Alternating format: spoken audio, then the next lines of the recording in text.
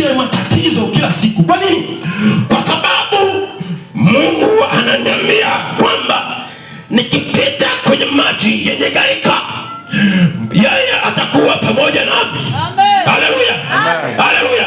Kwa hiyo nikianza kusema problem tu, matatizo haya zaidi kitu, kwa sababu Mungu hajali kuhusu problem, hajali kuhusu changamoto. Yes. Mungu changamoto yeye huwa anazikanyaga, yeye anapita na amekushika mkono, maana yake utamuvu sawa sawa jinsi yeye anapotaka. Usiangalie kwamba una nini hapo ulipo, angalia Mungu amesema nini. Utakapomuvu utamuvu kwa jinsi Mungu anavyotaka. Yeye anaachia, yeye anatimiza kile alichokiahidi. Tena anasema atakuwa ukuta wa moto kwako kila mahali unapokwenda. Robo shikarabasa, robo shagarabasika, rikanagarabashagarabasaka, katika jina la Yesu Kristo Rikash, robo shikarabasaka. Haleluya, haleluya, haleluya.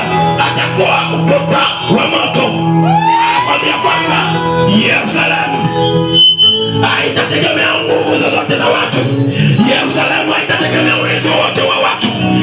Yerusalemu itategemea ulinzi wa Bwana. Mungu anamwambia Zakaria, soma kile kitabu cha Zakaria ile sura ya 2 mstari wa 1 mpaka 5, utagundua Mungu aliweza kujidhihirisha. Nataka nikwambie mtu wa Mungu, wewe ni Yerusalemu mpya ya Bwana. Mungu atakulinda kwa nguvu zake zote. Bwana ataachilia moto kila mahali utapokwenda. Huo moto utakuwa juu yako.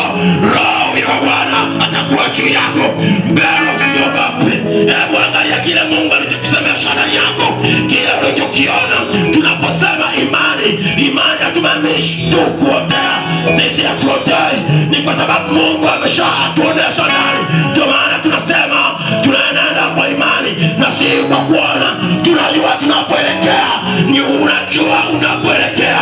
Usiogope mtu wa Mungu. Mungu yuko pamoja nawe kila mahali unapokwenda, kila mahali unapopita. Bwana yuko pamoja nawe. Haleluya, haleluya, haleluya. Usiangalie mfukoni una nini, angalia mkononi mwako. Umebeba jina la Bwana. Jina la Bwana ndio jina linalokuongoza, ndio linalofanya kila kitu kwako. Usiangalie nani kakushika mkono. Hebu muangalie Bwana ndani yako. Shikarabasakarabusa. Haleluya, haleluya. Wakikwambia hivi, waambie Bwana amesema hivi. Haleluya. Wakikwambia hapa utapita utatoboa, waambie Bwana amesema utatoboa. Yes. Wakikwambia hapa Bwana haiwezekani, wewe waambie inawezekana. Haleluya, haleluya, haleluya. Sauti ya Baba ndani yake kuna nguvu ya Mungu. Sasa ukishindwa kuisikia sauti ya baba yako wa kiroho, una mtihani mkubwa sana, una mtihani mzito sana.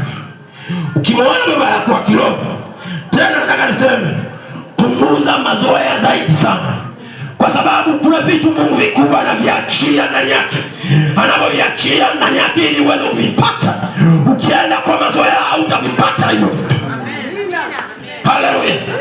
Yaani kama unamwona mtu wa kawaida, ase punguza mazoea. Mazoea yatakufanya umuone wa kawaida. Sio hivyo.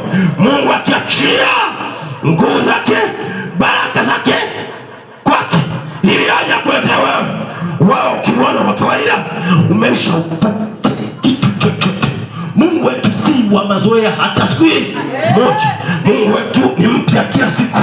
Mungu wetu anazingatia leo, anatimiza leo. Hizo habari za jana achana nazo, hazikuhusu. Habari za kesho wewe achana nazo, hazikuhusu. Mungu wetu yeye yupo kwa ajili ya leo. Kila kitu kitafanyika lini? Leo. Hiyo habari ya kesho yeye anajua mwenyewe uko wewe, haikuhusu. Utafika yeye anajua uko. Maana yake mpaka ameachilia maono ndani yako, nguvu ndani yako. Anajua kwamba kesho utafika, kesho utafika. Mpaka unatimiza kila anachokitaka yeye. Ukishindwa kutimiza kila anachokitaka yeye, rafiki yangu, utakapokwenda huko utapata tabu. Kuna watu wanapokufa wanatapatapa sana. Kwa nini wanatapasa? Kwa sababu unapokufa milango ila kiroho inafunguka. Unaanza kuona hata visivyoonekana. Unaona hata njia unaoiendea mbele. Kama kuna moto, unaona moto. Haleluya, haleluya.